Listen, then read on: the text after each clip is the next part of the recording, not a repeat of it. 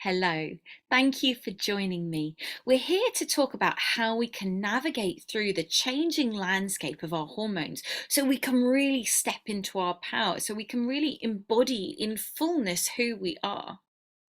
When we go through changes hormonally, when we go through these different life phases, it's a time of initiation. It's a time to really step in and honor ourselves in this new phase.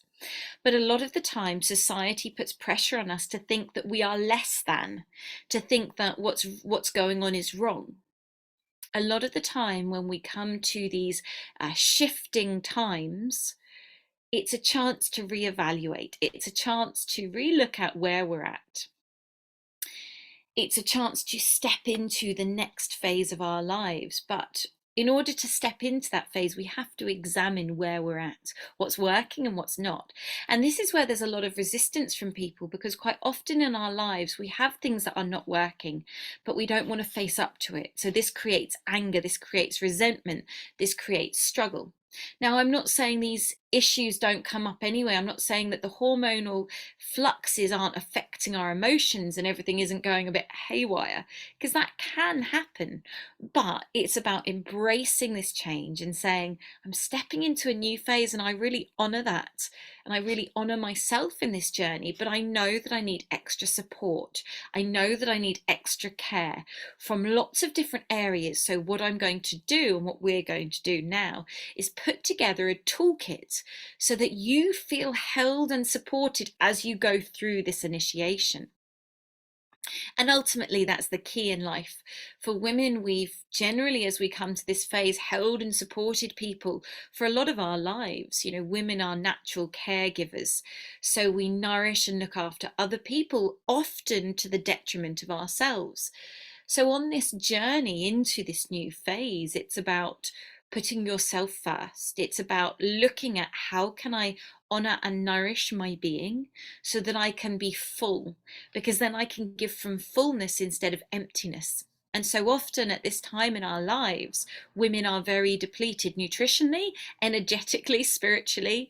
You know, we've given over our lives to career, to family, to children, to friends, to whatever it is. And we followed those kind of societal norms of go, go, go, go, go. And if something hasn't come along that's whacked us out of that, oh, I've got to do something about this, then when we have these shifting hormones, that's the whack that goes, okay, I need to reassess. I need to slow down and I need to honor the cycles within my body. Because if I don't, I go into burnout. So this is what we're looking at now, how we can address this time in a beautiful way. So in the handout that you've got in this PDF that you're watching this video from, there's some nutritional tips. I want to go into nutrition as a starting point because our physical body is so important and so often it's neglected. As our hormones change, one of the things that happens is progesterone starts to drop off. Now, as progesterone drops off, progesterone is the cortisol buffer. So I'm going to go back a little bit and explain what that means. Cortisol is the stress hormone. Now, it's very, very important for weight management. It's very important for inflammation. It's very important for cognitive function, for mental health. It's very important for digestive health. So cortisol is important for all those things, to give us energy, to help us get out of bed in the morning and function. But what happens is there's a tipping point, and once we get over that tipping point and our cortisol is too high, it affects all of those things that it has been affecting positively negatively, because now we're struggling with weight. We're putting on weight around the middle part of our body and finding it very hard to get off. We're more swollen and bloated potentially in our body because of the inflammatory state that we're in. Maybe we've got brain fog that we're struggling with. So all of these are potentials of cortisol being too high. Now, as I said, what happens is progesterone acts as a buffer. So it keeps the cortisol in control so that that cortisol can't take over and create all these problems. But as the progesterone drops off, so the cortisol runs rampant through our body, creating hot flushes, that adrenaline, panic, anxiety, overwhelm. All of that is linked to too high levels of cortisol. So one of the important things when we're looking at what's going on is to bring our cortisol levels down. So doing things that help us to feel calm and relaxed is absolutely imperative in this journey. So we want that calm relaxedness. So how do we get that? Well, we find out what brings us joy. Maybe we look at breath work and meditation. There's a great breath work that you can have a look at in this PDF as well. We look at going for walks in nature. One of the best things for losing weight for women who are putting on kind of menopausal weight is walking. Walking in nature in a relaxed way, because what that's doing is reducing your cortisol, which then reduces your body holding on to that stress weight. So having time in nature, sitting maybe by a tree, maybe looking at gardening if you enjoy that, but finding activities that bring you that sense of joy, that sense of calm, so that your body goes, maybe it's working with certain plants like CBD. Maybe it's working with medicinal mushrooms, which have been shown to reduce stress, reduce cortisol, anxiety. Working with increasing your vitamin C, because vitamin C is linked to lowering cortisol levels as well. Having high antioxidants, the berries, those flavonoids coming into your diet that A, are high in vitamin C, and B, reduce that inflammation in the body, allowing it to work better. Maybe it's bringing in something like passion flower tea, amazing for calming the body down. Chamomile, vervain, all of these are different things that can really help with calming you down so that your cortisol is reduced, so that then you feel much calmer in your being. So helping to get rid of the overwhelm, the anxiety, all of those feelings that we've been talking about. So this is a starting point, working on your physical body. The next part of it, balancing the hormones and supporting this change, is adding in good fats. Hormones are made from fat. So if we're not getting enough fat into our diet, good fats like avocados, nuts and seeds, olive oils, things like that, then we're not going to be producing enough hormones, so we're going to put more deficiency into our system. So this is a really important part as well. So then we need to look at, we've reduced the cortisol in our body, we've got the good fats coming in and the vitamin C, so we're able to produce the hormones correctly. Then in this changing landscape, we need to look at what brings me joy. How can I bring more joy into my being so that I can feel fulfilled in my life? Maybe it's looking at spiritually what really makes you feel good. For me, I love singing. So singing is something that, bringing that in, drumming, really helps me to feel in a good space. It's been shown that if you sing for 15 minutes a day, it changes your brain chemistry. It's taking you out of fight or flight, bringing you into a more aligned flow state, which is when we're in that flow state, it's that connection, it's feeling aligned. It's really hitting the nail on the head in terms of who you are and what you want to achieve. So often as we get older, maybe we've done a job that we don't like to fit in around children or family, or maybe we've done a job that, we started when we were 18 and we've just stayed in it because it's easy, or after university. So it's a time to reevaluate, to go, what do I want in my life? What are my priorities? So one of the things I advise you to do is sit down and write out your priority list. What's actually going to make you happy? What's really going to connect you into yourself? Another aspect of this is looking at sacred sexuality. So often as women go into this phase, their libido changes. And this is because of the hormone shifting. So there are beautiful things you can add into your diet, like my loving mix is a beautiful thing to increase the libido and help you to feel turned on in life. One of the things from my work in sacred sexuality, I run 4-week online courses in sacred sexuality, is that when we are living life from a space of pleasure and turned onness, we magnetize so much more joy and abundance and happiness into our lives. So this is a really important aspect, and not doing the turned on thing for someone else, but really doing it for yourself, for what makes you feel good. So stepping into that aligned space for you and working out, well, what actually brings me pleasure sexually?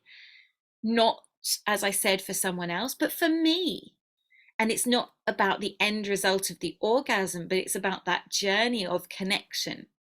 So one of the things that you can do is start by just placing your hand on your yoni or your pussy or your vagina, whatever you want to call it, and placing your hand there and just asking, what do you want today? What would you like me to do to connect with you? And this doesn't have to be a sexual act. It's just about honoring this space, honoring this sacred gateway, which can really start to transform your life.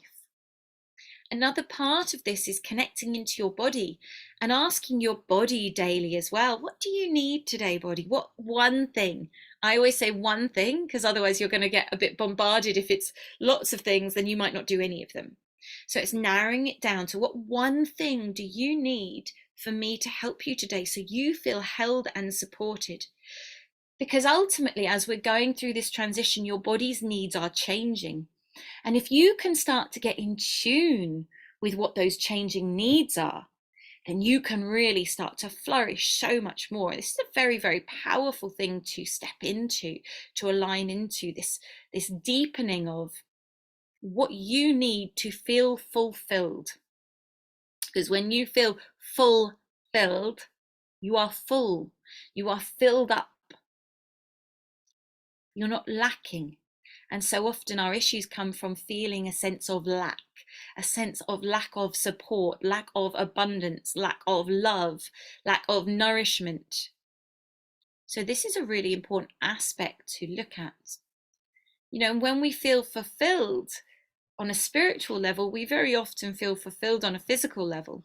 But asking your body, and it may be that you need to increase certain nutrients in your diet, like vitamin D or magnesium. These are very, very important as our hormones change, so that we can really navigate this landscape with joy and pleasure. Yes, we may have moments where we're a bit low, but that lowness, remembering that we're on a journey. So sometimes you have to go down to come up, to appreciate the view from the top. If you hadn't been down the bottom and had to do that climb, you wouldn't necessarily get that appreciation. So these are all things to consider and to look at. So there's lots of information out there. There's lots of different beautiful plants that you can work with also to support your changing hormonal landscape. And I have a few of them on my website, like the loving mix. I have a hormone mix and also a balanced tincture. So all of these things work to support the changing hormones. But I always think it's very important to do them in conjunction with that deeper reset, that deeper looking at what's going on, that deeper connection, whether it's through the sacred sexuality, whether it's through working with a mentor to help you connect more into your spiritual, to connect into that fulfillment. What brings you joy? What is your purpose here on the planet? And are you fulfilling it? Do you need that support to fulfill it? So all of these are aspects that can be brought in. And further down on the PDF, there are sign-ups that you can do if you'd like more information about my Nourishing the Wild Woman monthly membership or my deep mentorship program over 12 weeks, where we examine and really look at how we can feel fulfilled physically, mentally, emotionally, and spiritually, how we can bring more abundance into our relationships, how we can bring more abundance into our physical life and into our physical body and relationships and financial. So we look at all of those things through a mixture of different modalities, through breath, through nutrition, through meditation, all different aspects to really connect you into who you are. And as part of that, we really also incorporate that connection with the natural cycles of the earth, the connection of the seasons, the connection of the plants that are here to help you and guide you. For me, some of my biggest guides and helpers have been the mushrooms. Medicinal mushrooms, functional mushrooms have so many benefits that can help us. And one of them is called reishi mushroom. Reishi mushroom is known as the spirit mushroom, the magic mushroom of the bedroom, and also the mushroom, the queen of immortality. So all of these are quite hefty titles, but she really lives up to that. Reishi mushroom has a deep resonance with our being physically and spiritually. So it's one of my favorite ones to work with.